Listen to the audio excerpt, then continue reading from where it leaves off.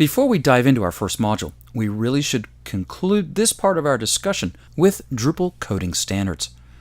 Some of the benefits of coding standards, if you've done any coding at all, of course, open source, a lot of community support, the extensibility. The main documentation for coding standards in Drupal is at drupal.org/coding-standards.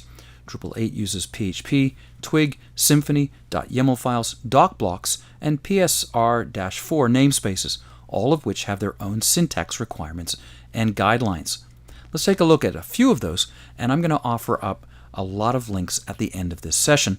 In fact, there's a lot of information on the screens in this video, so you might want to pause and take down some of those links. All right, let's talk about file structure and naming first.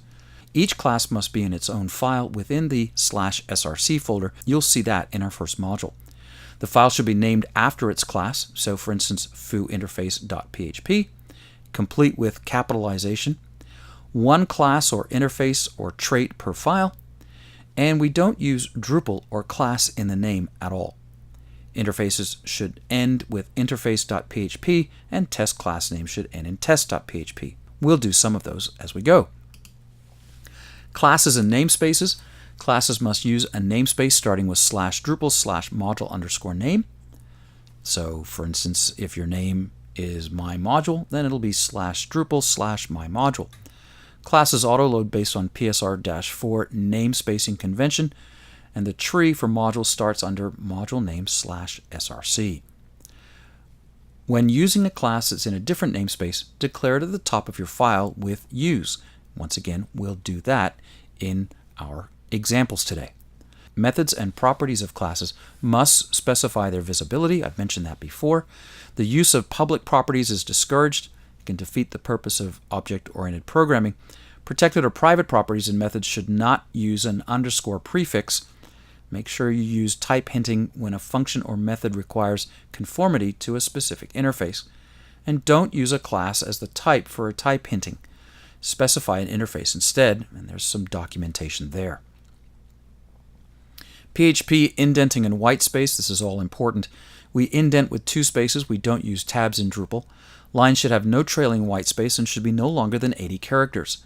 Using your reasonable judgment, if there's a long function name or various definitions or declarations, you're obviously going to need some more space, but at your best, use no more than 80 characters. Files should use Unix line endings, not Windows line endings. Text files should end in a single new line, and binary operators should have a space on either side, as in the examples there. The standards on this particular screen have been around Drupal for a long time. A little bit more, unary operators should not have a space between the operator and the number or variable they affect. Put a space between the type and the $variable when casting a type. Use else if, not else if, with a space when this type of control structure is needed. When using a control structure, if, for, while, else if, switch, etc., have a space between the control keyword and the opening parentheses. Always use curly braces for control structures, even in situations where they're optional. YAML file syntax and standards. Whitespace is important. We use spacing and indentation to indicate how certain elements are related to one another. We've talked about that before. Again, when indenting, use 2 spaces for indentation levels. Don't use tabs. Some editors, such as Notepad++, will use tabs by default. Make sure you correct that. And anything that gets auto-corrected, make sure you correct that. In fact, I wouldn't even use Notepad++. I would use a much better text editor on Windows. Twig syntax, we won't be using much of it in this class, but there's some documentation at the link on the screen. And then documenting within code is really, really important because you may not be the last person that works on this code. So there's an example on the screen. Code documenting goes inside there. There's no white space between this code and the doc block above. Comments starting with 2 slashes or a /* with only 1 asterisk are not recognized as doc blocks in Drupal. Each line that starts with an asterisk, aside from the opening line, paragraph break is denotated by a line with only a beginning asterisk and nothing else. Finally, here are some links to some great resources on all of these topics.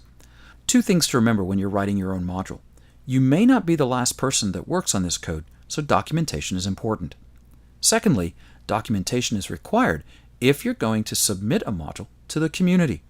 So don't underestimate the importance of documentation and document your modules well. Well, that's it.